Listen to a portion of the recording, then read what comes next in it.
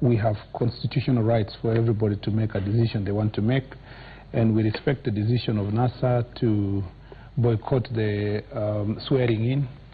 But I am glad to remind Kenyans that we have enough numbers of members of parliament elected in Jubilee and other political parties that are not affiliated to NASA. We have more than enough actually to constitute a quorum for parliament. Luckily, Jubilee won elections in all regions of the country, whether it's NASA, whether it's Coast, whether it is Nyanza, whether it is every province, every former province is represented in Jubilee with a critical mass. We will be happy to be sworn in on 31st, elect the speaker, elect the deputy speaker in both houses, and then commence business. You know, and we were elected not to be used by either side of political divide for just political purposes. We have a primary responsibility to come and represent our people. There are serious issues that require legal intervention.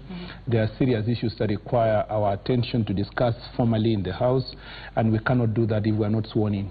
Number two is, I think, I am not a political prophet, but I think NASA tomorrow will change their position and they will come in to be sworn in, because I don't think, having talked to many of the members of parliament elected in different political parties that formed what NASA used to be, I have every doubt whether all of them will abide by that decision to say they are going to boycott. And I am not a prophet, but by tomorrow news in the evening, there's a possibility. But the last and most important... Is it an abdication of their responsibility to represent their people? Yeah, because I do not know whether these people have had a chance to go back to the electorate and tell them that we are not willing to be sworn in because we have a quarrel with the election of position of the president.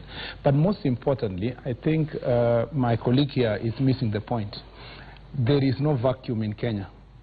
The situation we are in was contemplated by the Constitution. We are in a situation where the outgoing president is the incoming president, or the president-elect, until, of course, the Supreme Court makes the decision they're going to make. Remember that last time we were convened way before the Supreme Court made a decision on the president's elections in 2013. That time, the president who was in office was Mwai Kibaki. In the same terms that are provided by the Constitution, and I want to be so basic, you know, in the language I'm going to use, the President Uhuru Kenyatta is still president of exercising his 2013 mandate until, again, hopefully, when the court makes a decision and he wins again, he succeeds himself to continue as a president. So there is no day, as per our constitution, where we will have a vacuum to say there is no president. That is why Article 126 was convened by President Uhuru Kenyatta, the one elected in 2013.